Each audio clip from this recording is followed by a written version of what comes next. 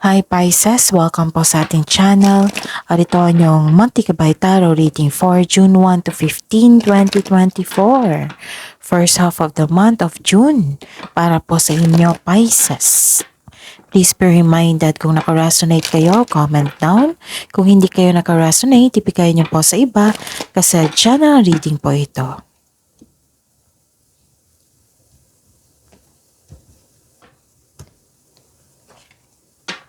Gamitin ang reading na ito bilang gabay lamang. Please like, subscribe, and click bell button for notification para updated po kayo sa daily tarot reading natin. Maraming salamat po.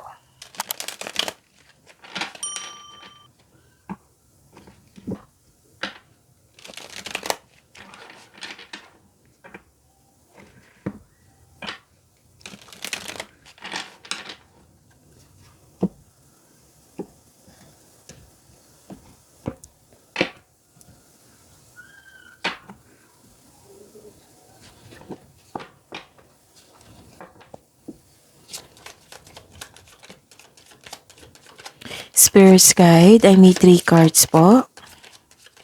Mga ganap ngayong June 1 to 15, 2024 para po kay Pisces.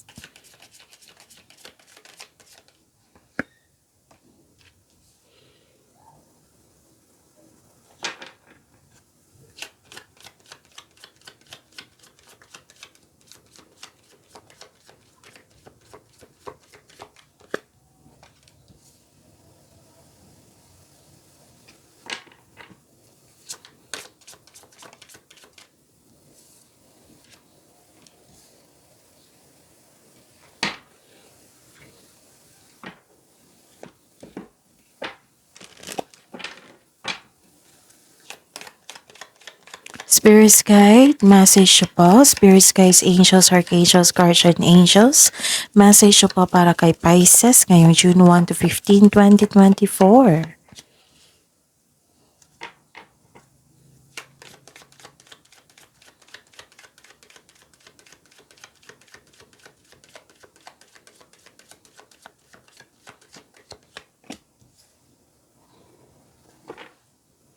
Okay. Pisces, June 1 to 15, 2024. May nakita ko ditong reunion party. Pwedeng meeting ito. Yes. Special event pwede. At may nakita ko ditong malakas sa inyong intuition. Malalaman mo kung sino yung totoo sa inyo at hindi totoo sa inyo. May malalaman kayong sekreto. Malalaman mo rin yung mapanilang na tao. At marami kayong iniisip dito, marami kayong ideas na gustong gawin. May iniisip kayo regarding sa inyong goals sa buhay, your ambition. And may nakita ko dito ang career stability, long-term plans. Okay? And message for you is hello from heaven. Sabi po ni Archangel Azrael, your loved ones in heaven are doing fine. Let go of worries and feel their loving blessings. Ang ganda. And another message from Archangel Raphael. Give your cares and worries to us angels and allow us to take your burdens. Ang ganda. So, yun. Spirits guys, ano pang energy ni Pisces ngayong June 1 to 15, 2024? June 1 to 15, 2024 para po kay Pisces. Pisces energy.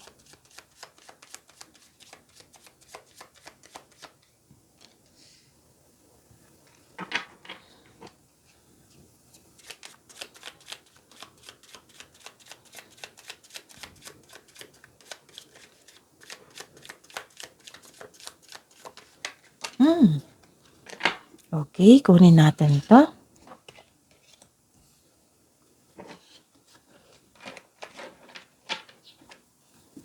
Okay, Pisces. By the way, Pisces.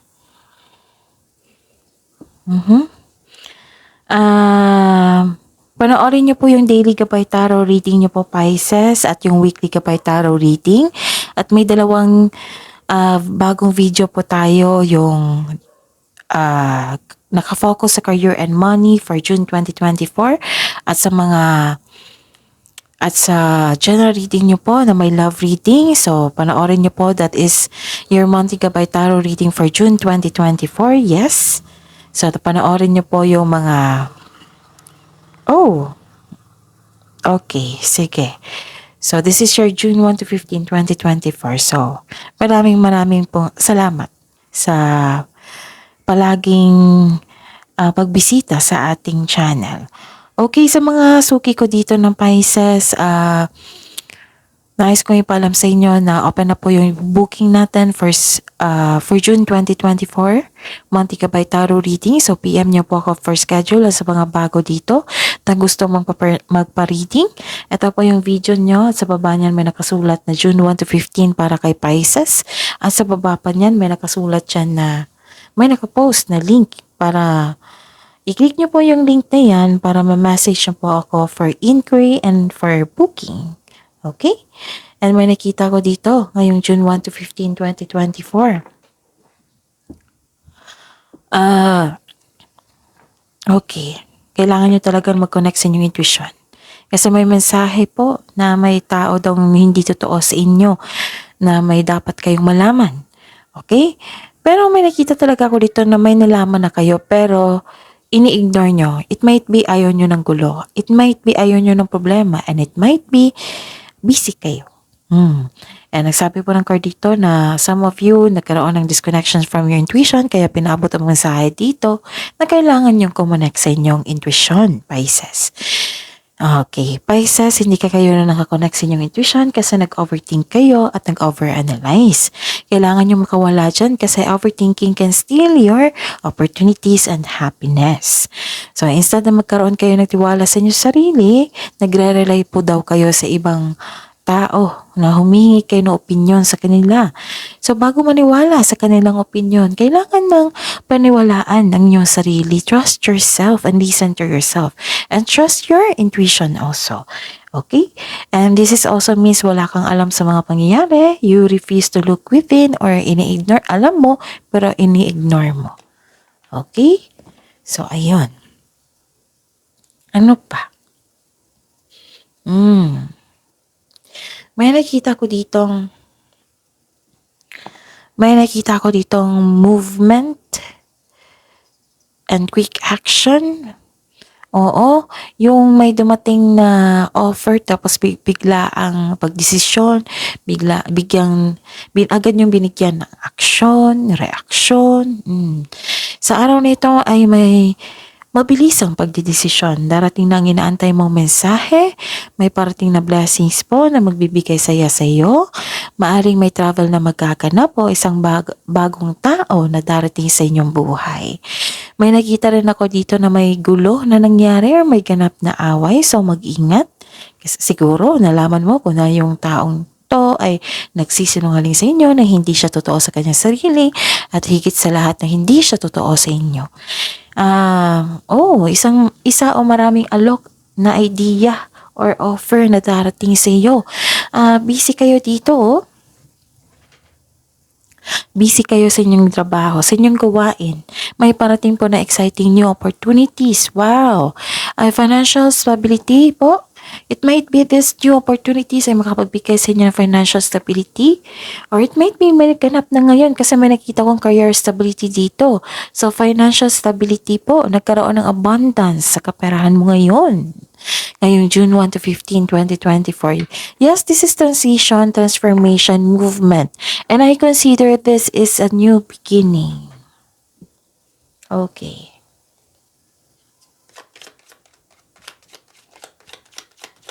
Spirit's Guide, Pisces. Umikot talaga siya. Career and money.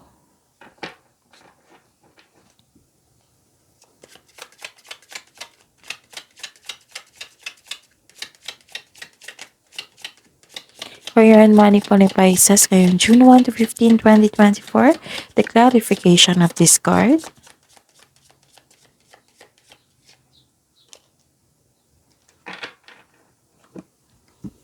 Okay. Mhm.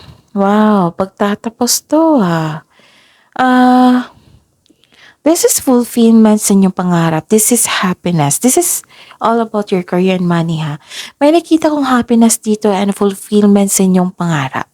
Granted din yung manifestation niyo po. Nagkaroon ng pagkakaisa. This is completion of cycle. Okay.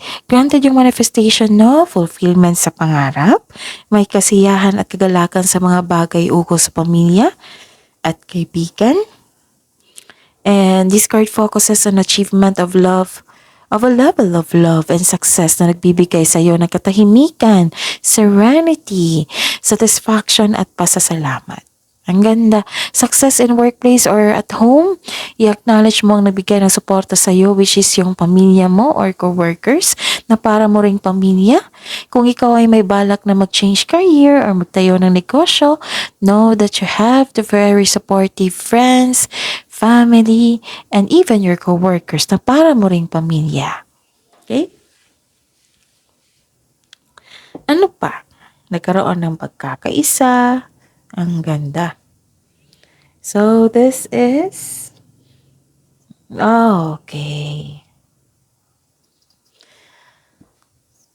Ang sabi po dito na may gustong makipagkita sa inyo ngayon. Yes. This is your past person na nanloko sa inyo. May nagsabi sa akin ngayon na nanloko daw ito sa inyo sa inyong pera. Oo. May nakikita rin akong some of you, hindi ka kontento sa kinikita mo ngayon o sa posisyon mo sa trabaho. Okay? So, maaring mag-career change kayo or nag-iisip kayo mag-change ng career. So, there is something better for you, sabi po ng card dito. Kaya, itong disappointment na ito is temporary lamang. Pero don't worry kasi may nakita naman ako ditong fulfillment sa pangarap. Baka naisip nyo lang ito kasi pagod kayo or natatagalan sa pag-level up. Pero nakikita ko naman dito fulfillment sa pangarap and happiness eh. So, ayun. Okay?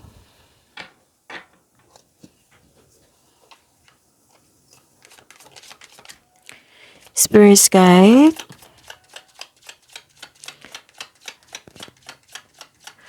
Love, life, self-love, partnership, and romance ni Pisces ngayong June 1 to 15, 2024.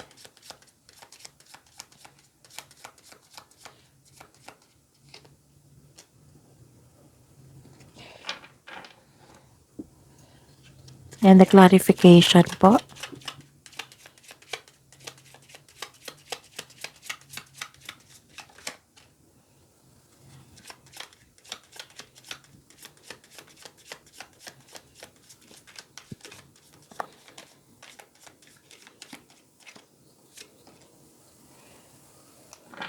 Ooh. Okay.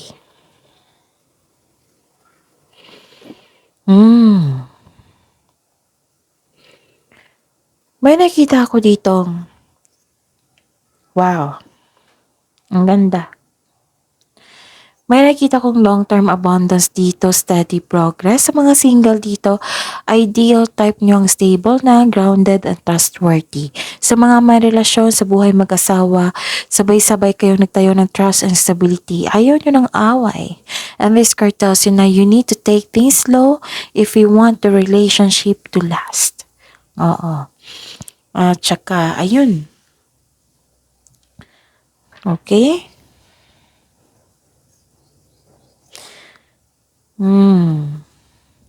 Okay, may concern dito, oh.